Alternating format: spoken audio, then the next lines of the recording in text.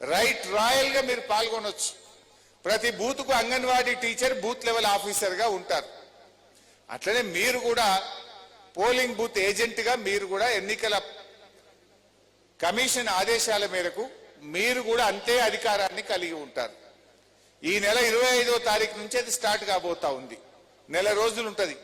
June 25 నుంచి July 25 వరకు polling booth ఏజెంట్లుగా మీరు ఎవరైతే బాధ్యతలు తీసుకున్నారో ఈ నెల రోజుల పాటు మీ పోలింగ్ బూత్ ఆఫీసర్ తో పాటు ఇంటింటికి వెళ్ళాలి. మీ అంగన్వాడీ టీచర్తో మీరు మాట్లాడండి. ఎవరైనా సహకరించలేదనుకోండి, ఈ పోలింగ్ బూత్ ఆఫీసర్ మీద, ఈ అంగన్వాడీ టీచర్ మీద ఎంఆర్ఓ గారు అసిస్టెంట్ రిటర్నింగ్ ఆఫీసర్ గా ఆయనకు బాధ్యత ఉంటుంది. వాళ్ళు కూడా సహకరించకపోతే మీరు ఆర్డీఓ దగ్గరికి వెళ్ళి, ఇగో మా పోలింగ్ బూత్ ఆఫీసర్ మాకు సహకరించడం లేదని ఫిర్యాదు చేయొచ్చు. అవసరమైతే వాళ్ళని తొలగించి ఇంకొకరిని పెట్టే అధికారం, హక్కు కూడా పోలింగ్ బూత్ ఏజెంట్ గా, రాజకీయ పార్టీగా మనకు ఉంటుంది. అయితే మీరు ఏం చేయాలి? 2 అప్లికేషన్ ఫామ్లు ఇస్తారు, ఓటర్ నమోదు ఫామ్. ఆల్రెడీ ఇప్పటికే ఫ్యామిలీ గ్రూపింగ్ అని చేసినారు. ఇంట్లో ఒక ఓటు గుర్తిస్తే 2002లో ఒకరి ఓటు ఉంటే ఆ కుటుంబ సభ్యులందరినీ కలిపి ఫ్యామిలీ గ్రూపింగ్ అనేది జరిగింది, వాళ్ళు చేసినారు. ఇప్పుడు ప్రతి ఓటర్కు 2 అప్లికేషన్ ఫామ్ ఇస్తారు.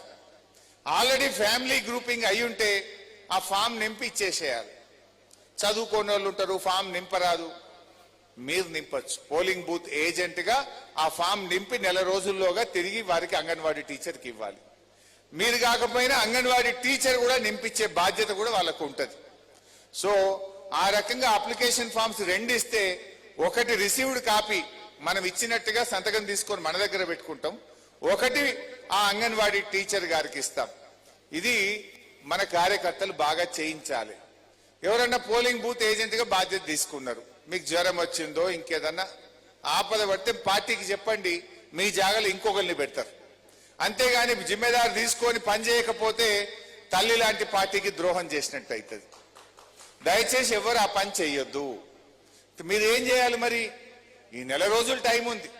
ఎన్నుంటాయి? ఒక బూత్లో 700-800 ఓట్లు ఉంటాయి, ఎక్కువ 1000 ఓట్లు ఉంటాయి.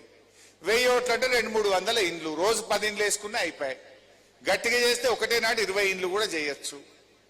మనకి ఎందుకు ఇది ముఖ్యమంటే, మన పార్టీ అభిమానులు, మన కేసీఆర్ అభిమానులు, ఉద్యమకారులు, మన పార్టీ కార్యకర్తల కుటుంబ సభ్యుల ఓట్లు మిస్ కాకుండా చూసుకోవాలి. తర్వాత జెడ్పీటీసీ ఎన్నికలో, ఎంపీపీ ఎన్నికలో, ఎంపీటీసీ ఎన్నికలో వస్తాయి అనుకో, అది మన కార్యకర్త ఇల్లే.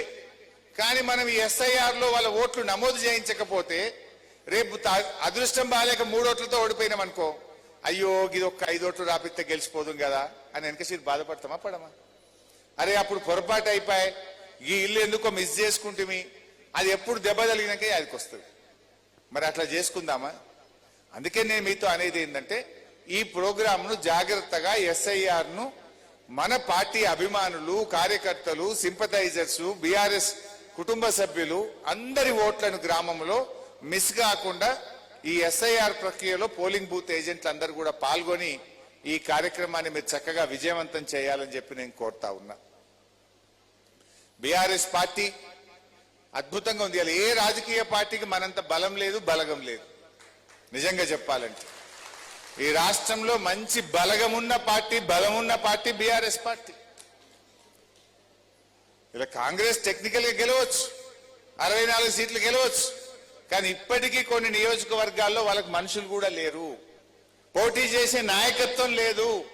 119 నియోజకవర్గాల్లో బలమైనటువంటి నాయకత్వం ఉన్న ఒకే పార్టీ ఈ రాష్ట్రంలో బీఆర్ఎస్ పార్టీ. బీజేపీ వాళ్ళకైతే బారణ మందం ఉండరు, కాంగ్రెస్ వాళ్ళకు చారణ మందం ఉండరు, కానీ 100కు 100% ఉన్న నాయకత్వం ఉన్న పార్టీ ఈరోజు మన బీఆర్ఎస్ పార్టీ.